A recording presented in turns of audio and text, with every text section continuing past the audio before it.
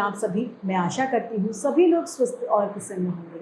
आज हम हमारा पाठ अच्छाई से बुराई को जीतो को पढ़ेंगे और समझेंगे। तो आगे शुरू करते हैं इस पाठ को। यह है पाठ 10, अच्छाई से बुराई को जीतो। मोहम्मद साहब ने अपनी ज़िंदगी में लोगों को बहुत सी अच्छी बातें सिखाई। उन्होंने बताया कि ईश्वर एक है, वही सबको पैदा करता है और सबकी रक्षा करता है। मनुष्य ने किसी को ऊंचा या नीचा नहीं मानना चाहिए। मनुष्यों को बुरी आदत से दूर रहना चाहिए। परोपकार, क्षमाशीलता, दयाशीलता आदि गुण अपनाने चाहिए। एक बार की बात है, कुछ लोगों को मोहम्मद साहब की ये अच्छी बातें पसंद नहीं थी। वे उनका विरोध करने लगे। एक बुढ़िया तो मोहम्मद साहब से इतना ज़्यादा गुस्सा यानी नाराज़ हो गई कि उन्हें तंग करने के लिए रोज उनके रास्ते पर कूड़े और कांटे बिखेरने उसने शुरू कर दिए। लेकिन क्षमाशील मोहम्मद साहब इसका कभी बुरा नहीं मानते थे। वे चुपचाप वहां से निकल जाया करते थे। एक दिन मोहम्मद साहब को बड़ा आश्चर्य, बड़ा अचरज हुआ। उस दिन उसके रास्ते में न कूड़ा फेंका गया और न ही कांटे बिखेरे गए। मोहम्मद साहब ने रास्ते में कूड़ा फेंकने वाली बुढ़िया के बारे में पड़ोसियों से पूछा। तब पता चला कि वह बुढ़िया बीमार है, वह परेशान है, स्वस्थ नहीं है। परम दयालु मोहम्मद साहब तुरंत बुढ़िया का हालचाल पूछने चले गए। उनकी क्षमाशीलता देखकर बुढ़िया पर घड़ों पानी पड़ गया, यानी उसे बहुत शर्म आई। दिन से उसने मोहम्मद साहब का विरोध करना बंद कर दिया। अच्छाई से बुराई को जीतने का इससे अच्छा उदाहरण क्या हो सकता है। मेहनत करना सीखो।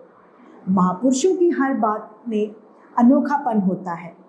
सिख धर्म के प्रवर्तक गुरु नानक देव एक बार अपने किसी धनी व्यक्ति के यहाँ गए। गुरुजी ने कहा, भक्त ने अपने हाथ अच्छी तरह साफ किए, फिर चांदी के गिलास को मांझकर पानी ले आया। गिलास देते हुए भक्त का हाथ गुरुजी के हाथ पर छू गया। गुरुजी पानी लिए बिना उससे बोले, तुम्हारे हाथ तो साफ नहीं है। भक्त ने यह सुनकर भक्त को बड़ा आश्चर्य हुआ। उसने अपनी सफाई दी। गुरुजी, मैंने तो अभी हाथ खूब अच्छी तरह साफ किए थे। गुरुजी बोले, पानी से धोकर हाथ साफ नहीं हो जाते। तुम्हारे हाथ बहुत मुलायम हैं। इसका मतलब यह है कि तुम अपने हाथों से काम नहीं करते, सब काम नौकरों से करवाते हो। याद रखो, हाथ साफ उसे कहते हैं जो मेहनत करके कठोर बन जाए। अपने हाथों से काम किए बिना तभी तुम्हारे हाथ साफ कहलाएंगे, जब तुम अपने हाथों से काम करोगे। ऐसा नहीं कि अपना काम दूसरों से कराओ तो नहीं, जब तुम अपने हाथों से काम करोगे तो तुम्हारे हाथ साफ रहेंगे। दूसरों की गलतियां क्षमा करना। बहुत पुरानी बात है, सैकड़ों लोगों की हिंसक भीड़ एक महिला को घेरे खड़ी हुई थी।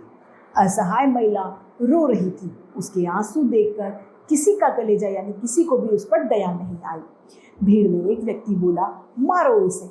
फिर सारी भीड़ चिल्लाई, हाँ हाँ मारो इस पापिन को, यानी इस पापिन औरत को मारो। महिला कांप उठी। वह अपनी जान बचाने की विनती यानी प्रार्थना करने लगती है। हिंसक भीड़ महिला को मारने के लिए पत्थर लेकर दौड़ने को तैयार हो गई। तभी एक तेजस्वी व्यक्ति ने कड़क कर कहा, ठहरो, क्यों मार रहे हो इसे? भीड़ चिल्लाई, यह पापिनी है। तेजस्वी व्यक्ति ने कहा, ठीक है, इसे पत्थर मारो, लेकिन इसे पहला पत्थर वह मारेगा जिसने कभी भी कोई पाप नहीं किया हो, वही इसे पत्थर मार सकता है। इस वाणी का जादू का प्रभाव ऐसा हुआ कि बात सुनते ही भीड़ को माने सांप सूंघ गए, यानी सभी लोग चुप हो गए। सांप सूंघ जाना मतलब सब लोग मूक हो गए और लोग इधर उधर देखने लगे। सबकी बोलती बंद हो गई, क्योंकि वह एक भी व्यक्ति वहां पर ऐसा नहीं था जिसने अपने जीवन में कभी भी कोई बुरा काम न किया हो। कुछ ही पलों में सारी भीड़ छट गई, यानी सब लोग चले गए। कौन था वह तेजस्वी पुरुष? वह थे महान ईसा मसीह, जिन्होंने ईसाई धर्म चलाया था।